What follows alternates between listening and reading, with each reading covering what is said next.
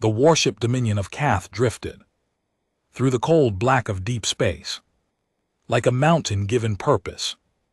It was 3 km long, bristling with weapons that had burned worlds to glass, and it carried within its belly enough soldiers to crush civilizations.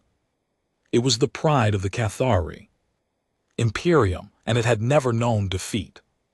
Falvik stood at the observation deck and watched the stars slide past. He was old. For a Cathari, his gray skin had turned pale at the edges, and his 4 eyes no longer moved as quickly as they once had. He was not a soldier, he was an archivist, a keeper of records, a reader of history. He had served aboard the Dominion for 40 years, cataloging the fall of every species the Imperium had consumed, 400 star systems, countless worlds. He had recorded them all.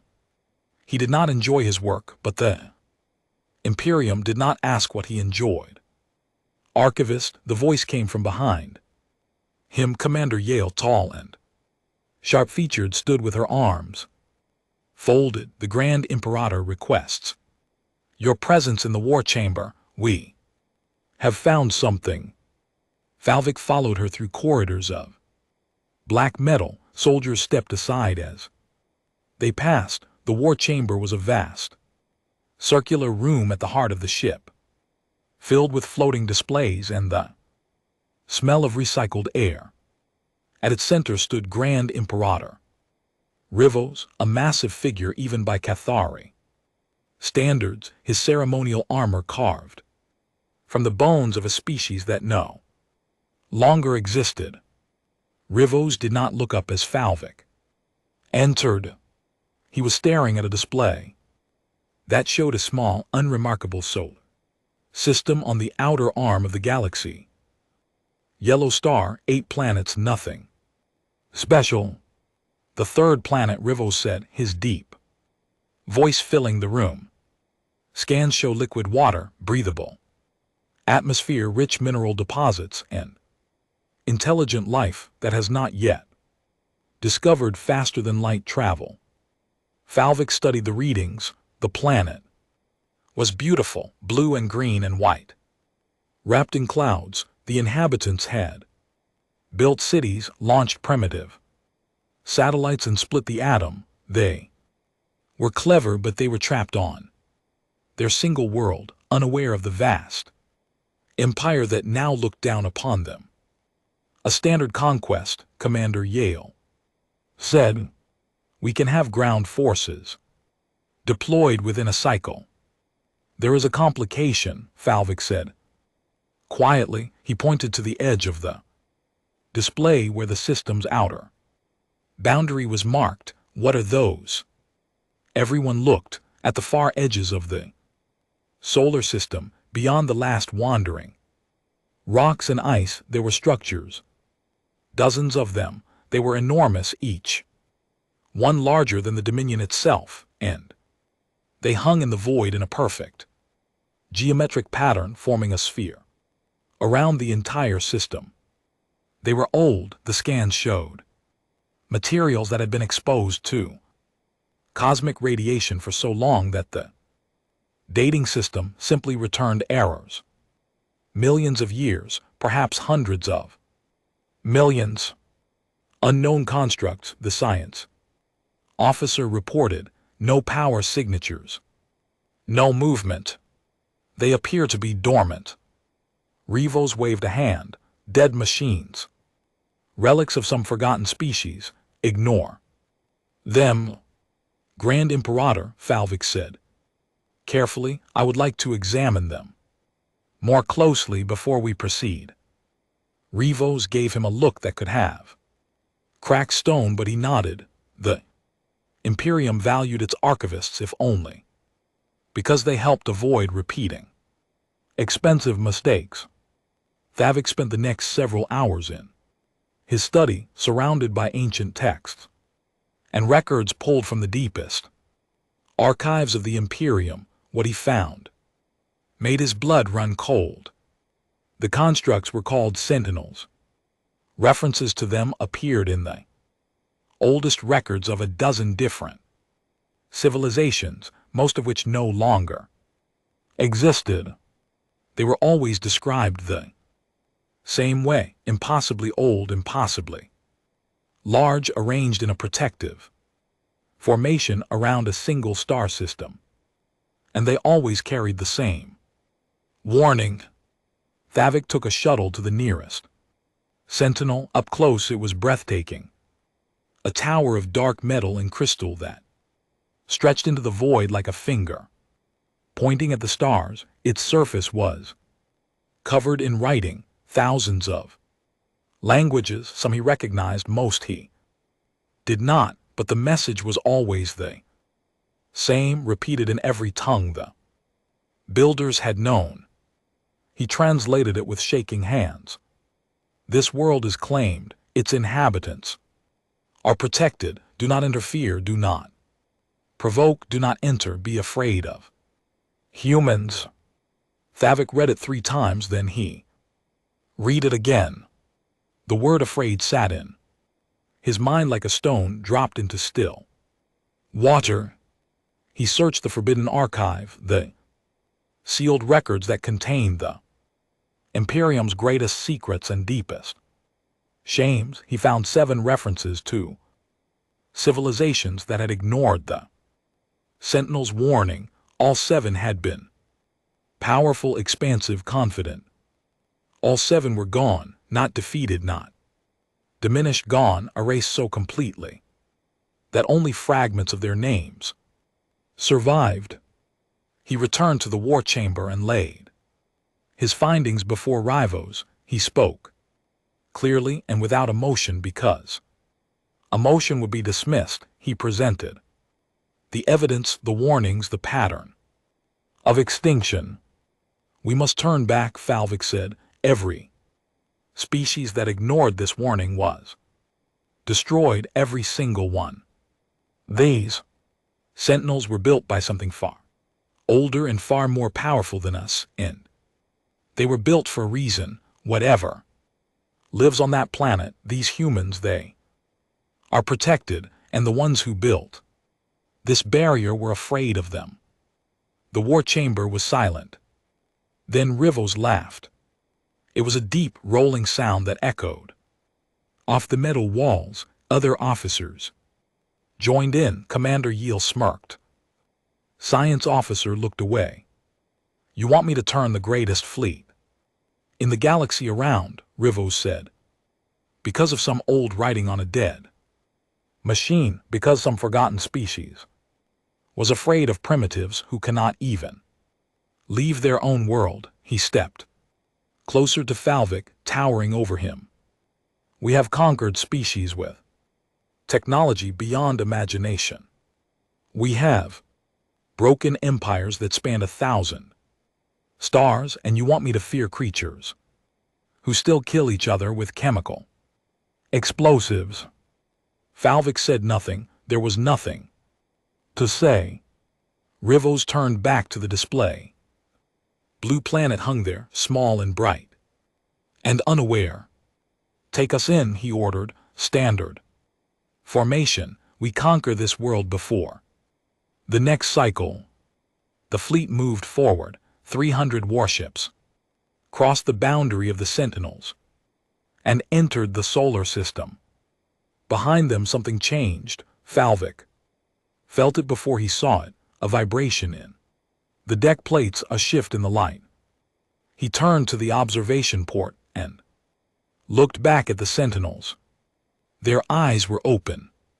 Across the vast perimeter of ancient constructs, lights that had been dark for millions of years flickered to life, deep and red like dying stars. Sentinels did not move. They did not attack. They simply watched with the patient gaze of something that had seen this happen before. Thavik pressed his hand against the cold glass and stared back at them. In the reflection, he could see the fleet moving forward, proud and unstoppable. He wondered if those 7 vanished civilizations had felt this confident 2. The Cathari fleet took position above the blue planet in a wide arc, like a net cast over a sleeping animal. 300 warships arranged themselves above every major population center. Their shadows too far away to be seen, but their sensors drinking in every signal, every broadcast, every heartbeat on the surface below. Thavik monitored the planets, communications from his study. The humans were noisy. They filled every frequency with chatter, music, arguments, news, laughter, advertisements for things he did not understand. They broadcast their entire lives into space without any thought for who might be listening. It was, by Cathari standards, astonishingly careless. Or perhaps he thought it was the behavior of a species that had never had a reason to hide. Grand Imperator Rivas gave the order at midday ship time. The Dominion's communication array fired a subjugation broadcast on all frequencies, every radio band, every television channel, every digital network on the planet. It was the same message the Imperium had used on 400 worlds. It announced the arrival of the Cathari, declared the planet the property of the Imperium, and demanded unconditional surrender within one planetary rotation. Resistance, it explained, would result in the destruction of population centers, beginning with the largest. The message was translated into the planet's 6 most common languages. It was clear, direct, and left no room for misunderstanding. Then the Cathari waited. On every world they had conquered, this moment followed the same pattern.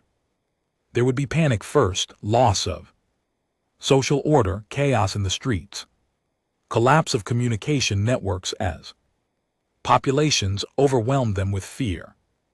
Then would come the attempts at resistance, disorganized, emotional, and easily crushed. Then finally, surrender. 11 minutes passed. Grand Imperator, the communications officer said, her voice uncertain. Something is happening. Thavik pulled up the planetary feeds. What he saw made him set down his tea. The humans were not panicking. Across the planet, in every nation and every language, the same thing was happening. They were organizing. Governments that had been locked in bitter disputes for decades were suddenly sharing intelligence. Military forces that had pointed weapons at each other that very morning were merging command structures. Scientists in rival nations were opening encrypted channels and pooling research. In 11 minutes, a species that had been fragmented into nearly 200 separate political entities had begun functioning as a single organism. Thavik had studied 1,000 conquered civilizations. He had never seen anything like this. Every species he had documented responded to existential threat in one of 2 ways. They fractured or they froze. Humans did neither. They unified. Not slowly, not reluctantly, but with the practiced speed of a species that had been waiting for exactly this moment. Within 6 hours, a joint human council transmitted a response. Thavik translated it personally. The message was polite. It welcomed the Cathari to the solar system. It expressed interest in cultural and technological exchange. It asked thoughtful questions about the Imperium's history and governing structure. It proposed a meeting on neutral ground to discuss terms of mutual cooperation. It did not mention surrender, not once. Commander Yeel read the translation with visible confusion. They want to trade with us. They are stalling, Rivos decided. Buying time to prepare defenses. It is what any intelligent species would do. Thavik was not so sure. He had listened to the tone of the message, read the careful structure of its language. It did not feel like a delay. It felt like a genuine offer, and that somehow was more unsettling than any threat. Rivos chose to demonstrate the cost of refusal. He ordered a single kinetic strike, a rod of dense metal accelerate to a fraction of light speed, aimed at an uninhabited island in the planet's largest ocean. It was standard Imperium doctrine: destroy something empty, show what could happen to something full. The rod fell, the island ceased to exist, a cloud of steam and debris rose from the ocean surface, visible from orbit. Seismic sensors on the planet registered the impact as equivalent to a significant natural disaster. The human communication channels went silent. Thavik counted the seconds: 1 minute, 5:30, an hour. They are afraid now, Commander Yeel said with satisfaction. Thavik said nothing. He watched the silence and felt something he could not name. It was not relief. It felt like the moment before a storm, when the air goes still and even the insects stopped singing. 2 hours after the strike, every screen on the Dominion of Keth flickered. Thavik's display went dark, then filled with schematics, detailed, precise, and unmistakable. They were the complete technical blueprints of the Dominion itself: every deck, every weapon system, every power conduit and structural weakness. Information that was classified at the highest level of Imperium security, stored in systems that had never been connected to any external network. The humans had found it all in 2 hours. The schematics appeared on every ship in the fleet simultaneously. And GT snorts. And GT, 300 warships, all compromised in the same instant. Alarms howled through the corridors as security officers scrambled to understand what had happened. Attached to the schematics was a message. It was short. Thavik read it on his screen, and a chill ran through him that had nothing to do with the ship's recycled air. That was your one warning. Please don't do that again. Not a threat, not anger, not defiance. The tone was calm and careful, almost gentle, as if the humans were speaking to someone who had made a dangerous mistake and needed to understand the consequences before it was too late. As if they were trying to protect the Cathari from themselves. The war chamber erupted. Officers shouted over each other. Security teams tore into the ship's computer systems, looking for the breach, and found nothing. No virus, no foreign code, no trace of intrusion. Whatever the humans had done, they had done it cleanly, completely, and in a way the Cathari could not even detect, let alone understand. Rivos stood in the center of the chaos. Like a mountain in a flood, his face was stone, his 4 eyes burned. How? Commander Yield demanded of the science officer. They have no faster-than-light capability. They have no quantum encryption. Their most advanced computers are toys compared to ours. How did they do this? The science officer had no answer. Thavik did, though he did not share it. He had spent his life studying how civilizations responded to superior force. Every species he had documented approached the problem the same way. They tried to match the threat. Build bigger weapons, stronger shields, faster ships. Humans had not tried to match the Cathari. They had not tried to build their own version of Cathari technology. Instead, in 2 hours they had understood it, taken it apart in their minds, found its weaknesses, and turned it into a message. They did not think like any species Thavik had ever studied. They did not see technology as a fixed thing to be copied. They saw it as a puzzle to be solved, and they solved puzzles faster than anything he had ever encountered.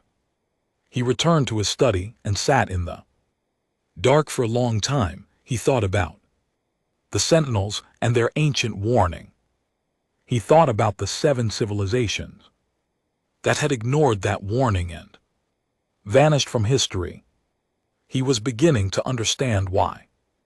On his screen, long-range sensors showed a change at the edge of the solar system. The Sentinels, those ancient, patient constructs that had watched the fleet pass without reaction, were moving.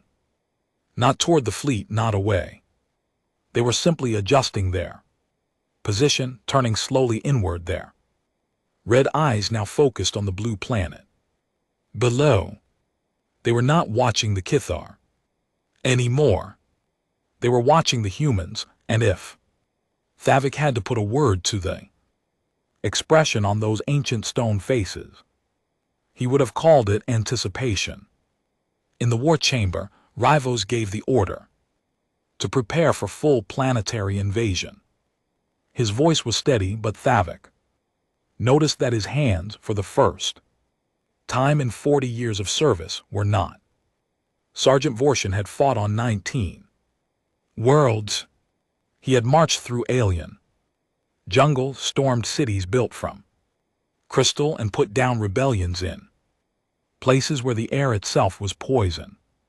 He was Kithar through and through, bred for war, trained since birth, loyal to the Imperium without question. He feared nothing. That changed on the 43rd day of the Earth campaign. His unit had been deployed to a mountainous region covered in dense forest. The trees were enormous, far taller than anything on the Kithar home world, and they blocked sensor signals, turning the advanced technology of the Imperium into dead weight. The humans, it turned out, knew these forests well. The Kithar did not. They had expected the invasion to last days. Standard Imperium doctrine called for orbital bombardment of military targets, followed by ground occupation of major cities, followed by surrender. It was a formula that had worked 400 times without failure. It failed on Earth. The orbital strikes hit their targets precisely. Military bases, command centers, weapon stockpiles, all reduced to ash, and then nothing happened. Humans did not surrender. They did not collapse. They simply moved. Within hours, their military forces had scattered into the countryside, the mountains, the forests, the cities. They vanished like water soaking into sand. And then they started fighting back. Vorshin lost his first soldier on the second day. Private Kathra, a young recruit on her first deployment, was walking point through the forest when the ground opened beneath her. She fell into a pit lined with sharpened wooden stakes. The Cathari had energy shields that could deflect plasma fire, but no one had thought to protect against a hole in the ground with sticks in it. By the end of the first week, Vorshin's unit of 40 had been reduced to 31, not through any single battle, but through a constant grinding series of small attacks. A sniper shot from a ridge 2 km away, an explosive hidden inside a dead animal on the trail, a bridge that collapsed at exactly the wrong moment. The humans never stood and fought. They struck, vanished, and struck again somewhere else entirely. Vorshin adapted his tactics.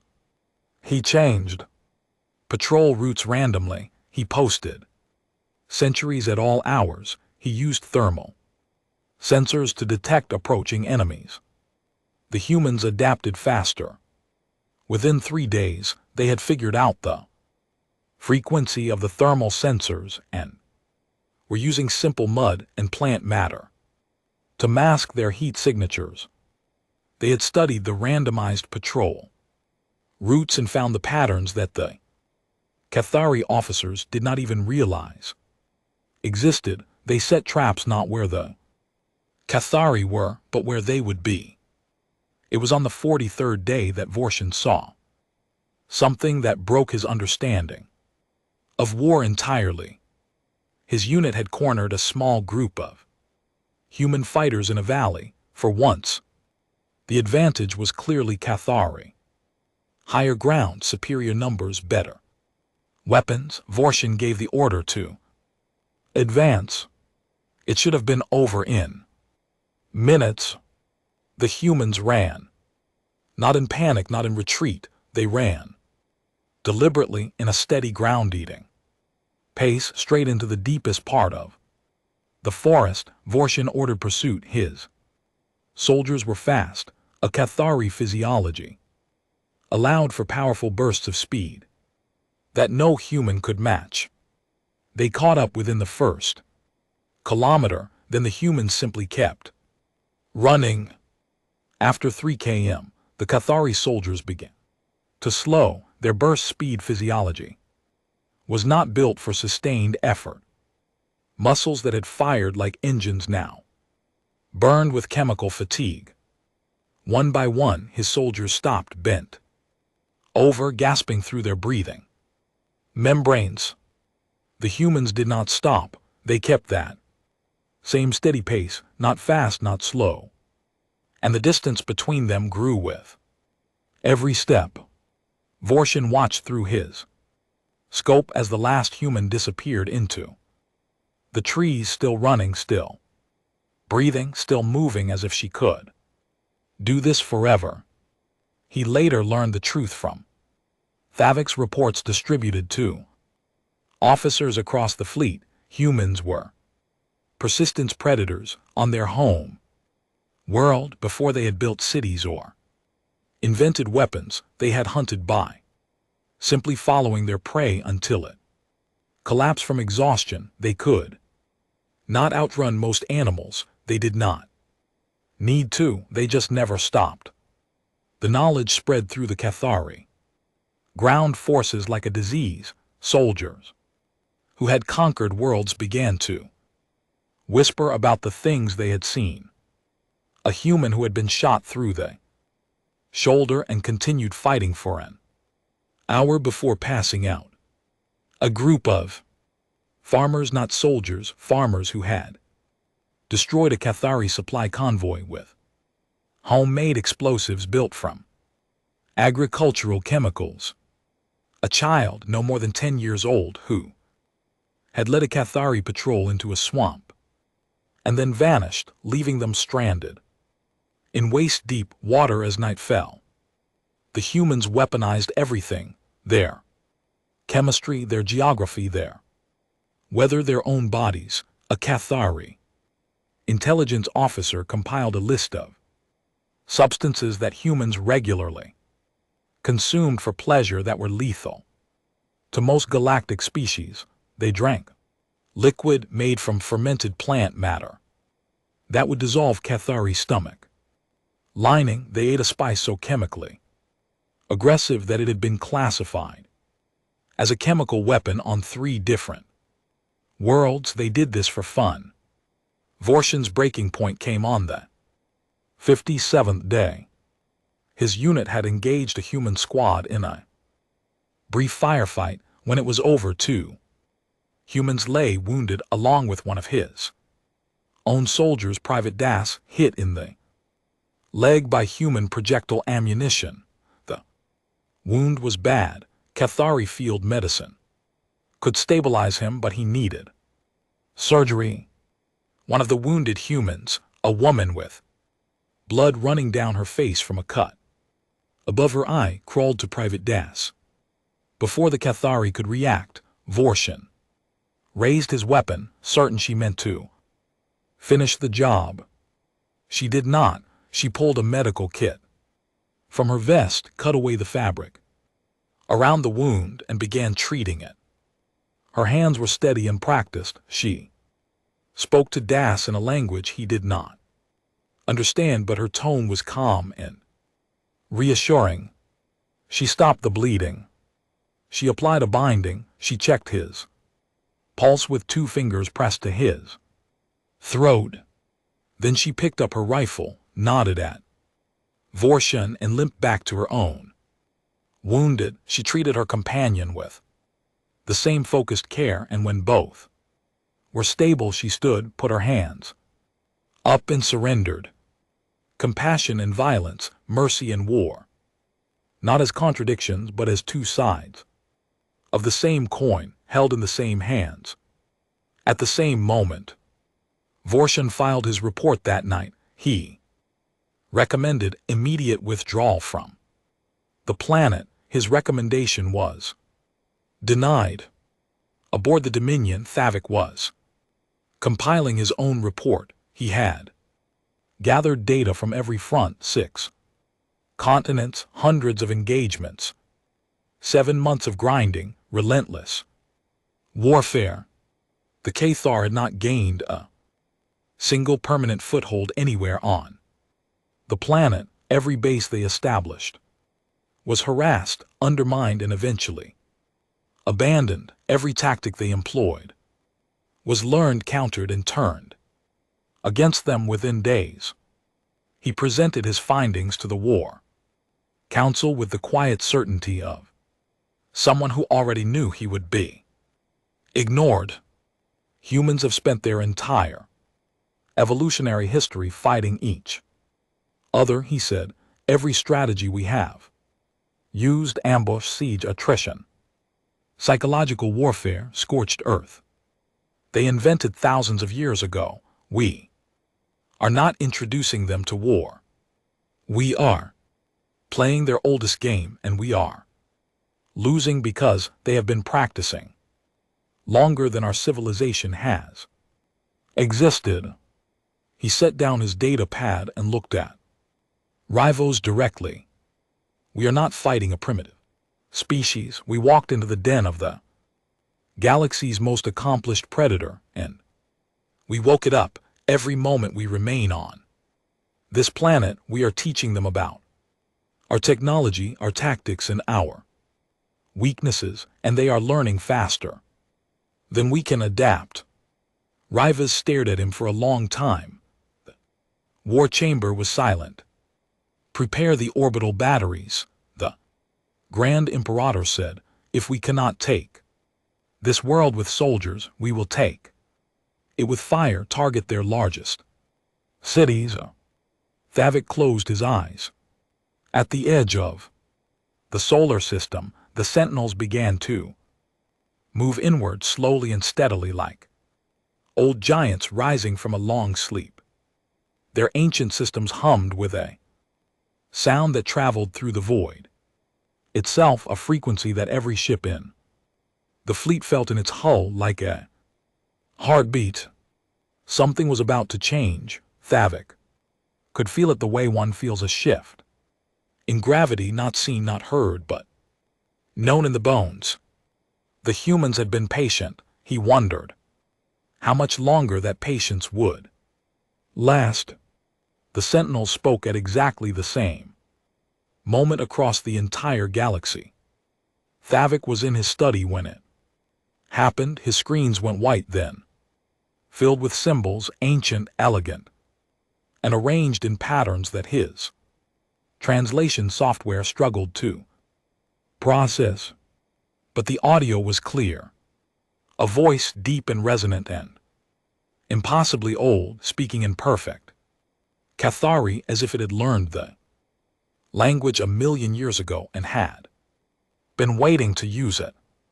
Every species heard it in their own tongue, the Athari on their crystal homeworld, the Dremery in their underwater cities, the scattered remnants of the Vosk collective hiding in the dust clouds of the galactic center.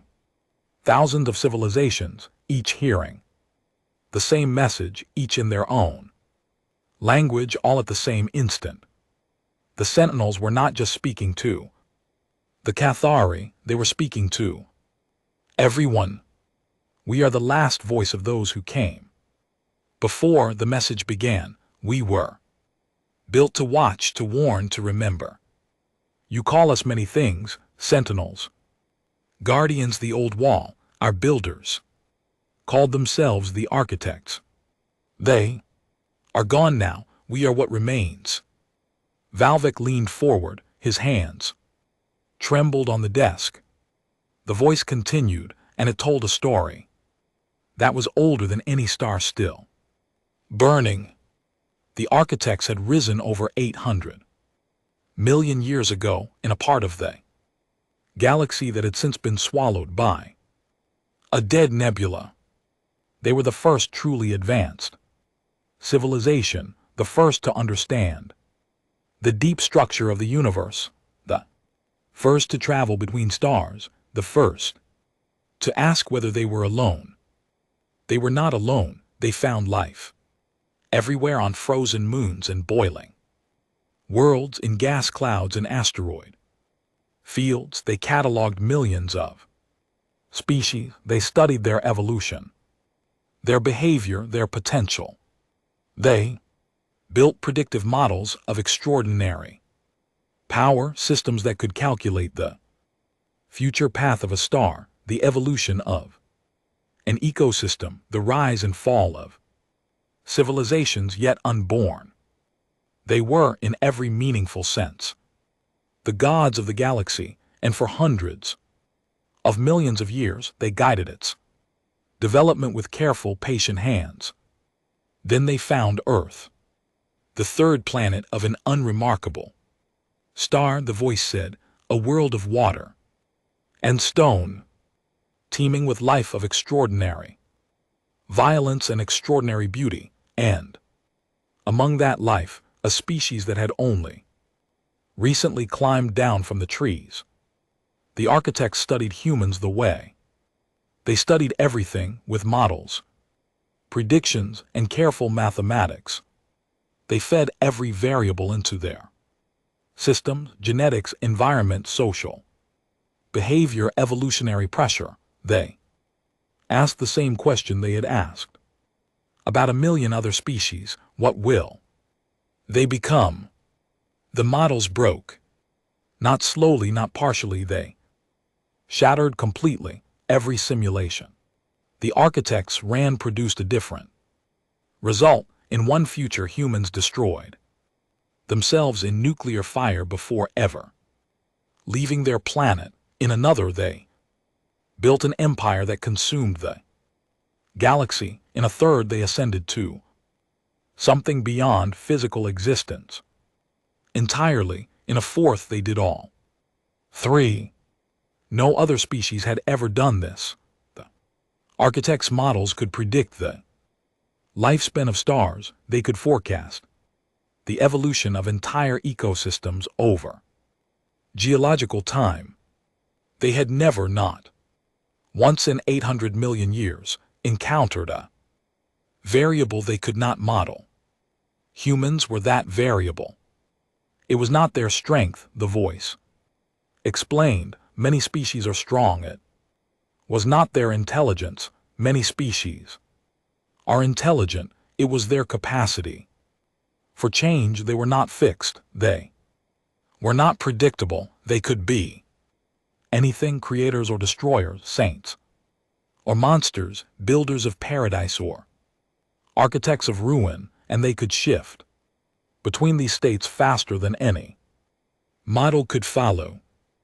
The architects debated for centuries about what to do. Some wanted to destroy the humans while they were still primitive, before their unpredictable nature could threaten the galaxy. Others wanted to guide them, to shape their development toward a safe outcome.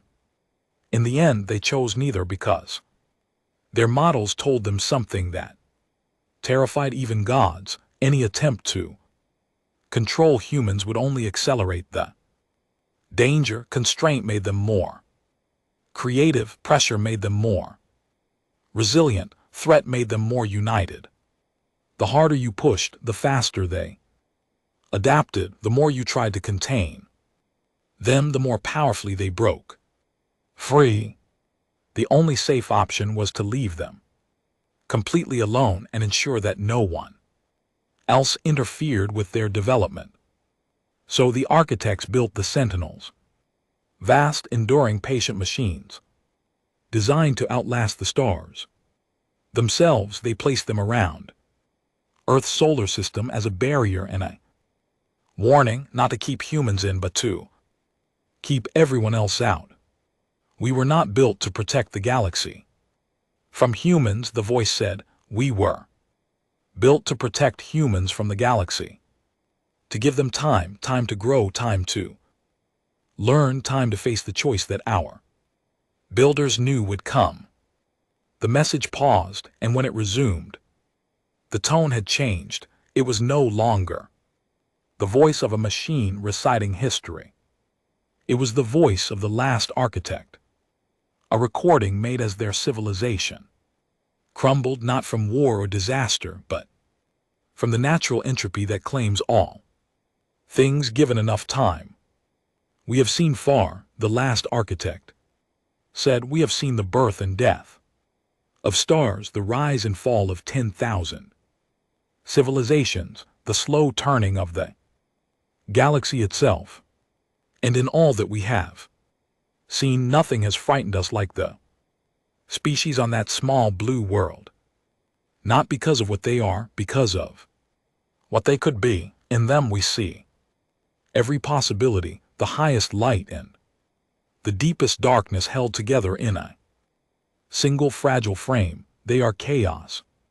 Given consciousness, they are potential without limit. Guard them, let no one interfere. Let grow in their own time, in their own way, and when the day comes that they step beyond the barrier we have built, when they leave their small world and walk among the stars, pray that they have learned mercy, because if they have not, nothing will stop them, and if they have, nothing will need to. The transmission ended. Across the galaxy, silence fell like a curtain. On the Dominion, the war chamber was still. Officers who had spent their careers conquering worlds stood frozen, their confidence stripped away by words spoken by something that had been ancient when their species was still crawling in the mud. Thavik stared at his screen. The words repeated in his mind, pray that they have learned mercy, not pray that they are weak, not pray that they can be defeated. Mercy, as if that were the only variable that mattered. He understood now. The architects had not feared human violence. The galaxy was filled with violent species. The Cathari themselves were proof of that. Violence was common. Violence was predictable. What the architects feared was human choice, the ability to stand at the crossroads of creation and destruction and go either way. The capacity to hold compassion in one hand and a weapon in the other, and decide freely and unpredictably which one to use. That was what broke the models. That was what no equation could calculate. Free will, true, absolute, uncontrollable. Free will as a force of nature. Far below, on the surface of the planet, something else was happening. In a sealed chamber beneath the oldest mountains on Earth, a team of human scientists opened a door that had not been opened in recorded history. They had known about the Sentinels for decades. Quiet, careful research kept secret from the public, studied by a small group who understood that humanity was being watched. Inside the chamber was a single artifact, a smooth, dark stone covered in the same elegant script that adorned the Sentinels. The scientists translated It slowly, carefully, word by word. You are not our children. You are not our experiment. You are our fear and our hope. Choose well. The lead scientist read the message twice, then set down her tools and looked at her colleagues. Nobody spoke. For a long time. Above them in orbit, the Cathari fleet hung in the void like a held breath. Rivos stood at the center of his war chamber, staring at nothing, for the first time since Talvik had known him. The Grand Imperator looked uncertain. The sentinels had gone quiet again. Their message delivered, they returned to their long watch, but something had shifted in their ancient eyes, a light that might have been sorrow or might have been hope. It was impossible to tell. The choice, after all, had never been theirs to make. Rivos gave the order at dawn, ship time. He stood alone at the center of the war chamber. His officers had argued through the night, some urging retreat, others demanding they finish what they had started. The architect's message had shaken them all, but Rivos was not a creature built for doubt. He had conquered 400 worlds. He had burned civilizations to ash and built the Imperium on their bones. He would not be the Grand Imperator who turned and ran because of a ghost story told by dead gods. Fire, he said. 12 kinetic rods launched from orbit. Dense metal cylinders accelerated to terrible speed, aimed at 3 of the largest cities on the planet. Each one carried enough energy to flatten everything within 50 km. There would be no warning, no negotiation. Just the simple, brutal mathematics of destruction that had built the Imperium. The rods fell through the atmosphere like burning needles. And then they stopped. Not slowed, not deflected. They were struck, each one, by beams of energy that came from the planet's surface with impossible precision. 12 targets moving at kilometers per second, intercepted simultaneously by a defense system that had not existed 7 months ago. The war chamber erupted in alarm. Sensor officers scrambled to understand what they were seeing. The energy signatures did not match any known human technology. They did not match Cathari technology either. They were something new, something that blended principles from both, along with patterns that the science officer recognized with visible shock as consistent with architect design theory. The humans had found the artifact beneath their mountains. They had studied it, and in 7 months, while fighting a war on 6 continents, while their cities burned and their people died, they had used what they learned to build something that should have taken decades to develop. They had not copied the architect's technology. They had not copied the Cathari's technology. They had taken pieces of both, combined them with their own relentless ingenuity, and created something entirely original. Something that worked not because the physics said it should, but because human engineers had a long history of building things that worked anyway. Falvik watched from his study and felt a strange calm settle over him. He had spent 7 months waiting for this moment, the moment when the humans stopped being patient. It came quietly. From the planet's surface, ships began to rise, not warships, not in any traditional sense. Talvik scanners identified modified cargo vessels, repurposed satellites with engines bolted to their frames, military aircraft that had been retrofitted with technology that was half human and half something else entirely. They were ugly. They were improvised. They were held together with determination and Engineering that should not have worked. There were thousands of them. The human fleet rose from every continent, from oceans and deserts and mountain ranges, a swarm of improbable machines piloted by people who had spent 7 months learning exactly how Cathari ships moved, how they fought, and where they were weak. The battle lasted less than 3 hours.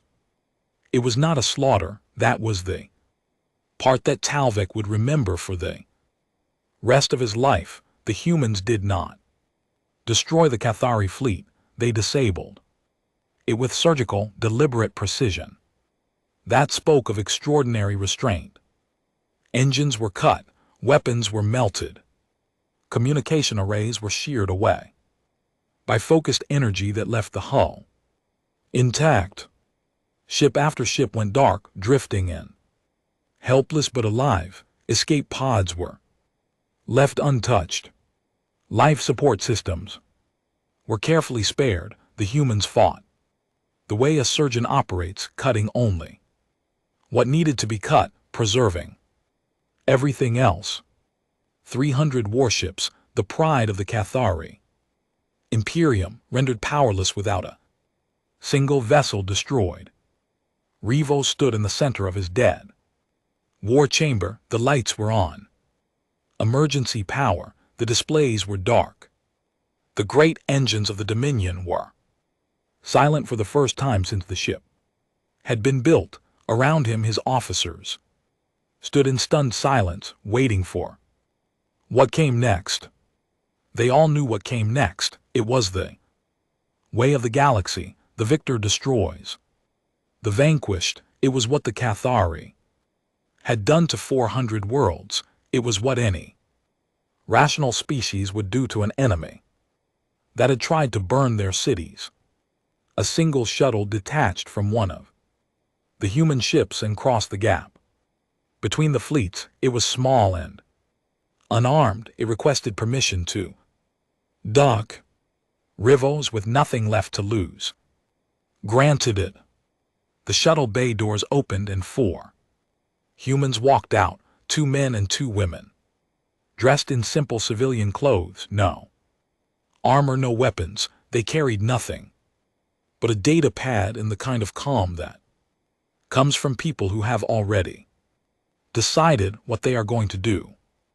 They walked through the corridors of the Dominion of Keth, past armed Cathari soldiers, past barricades and security checkpoints without flinching. They did not look afraid. They did not look angry. They looked like people arriving for a meeting they had been preparing for all their lives. The lead diplomat was a woman of middle age with steady eyes and gray in her hair. She sat down across from Rivos in the dark war chamber and folded her hands on the table. She looked at the Grand Imperator, the most powerful military commander in the known galaxy, the conqueror of 400 worlds, the man who had ordered the destruction of her cities, and she spoke. "You destroyed one of our islands," she said. "You bombed our cities. You invaded our home. You killed thousands of our people, soldiers and civilians, both children among them." Rivos said nothing. His 4 eyes watched her without blinking. "We are here to offer you peace," she said, full and unconditional. "Not because we cannot destroy you, you know. Now that we can, we are offering peace. Because revenge is the easiest thing. The world, it takes no courage. It solves nothing. What is hard, what takes real strength, is choosing to build something better." She placed the data pad on the table and slid it toward him. "Humanitarian aid for your wounded soldiers, full technological exchange between our people and yours, medical knowledge that will cure diseases your species has suffered from for centuries, and a seat at a table we are building. Galactic cooperative, open to every species willing to join." She paused.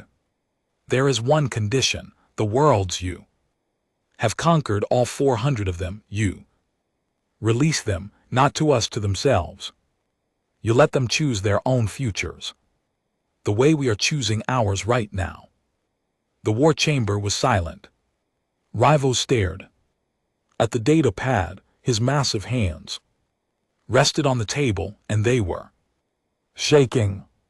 He had spent his entire life building an empire through fear. He had believed, truly, deeply believed, that power was the only language the galaxy understood. That strength meant the ability to destroy, and weakness meant the inability to prevent it. The woman sitting across from him had just shattered that belief. She had the power to destroy him. She had every right and every reason, and she had chosen freely and without hesitation to offer him something better. Thavik stood in the shadows of the war chamber and watched the Grand Imperator break, not from defeat, not from force, from shame, the terrible clarifying shame of seeing your own cruelty reflected in someone else's mercy.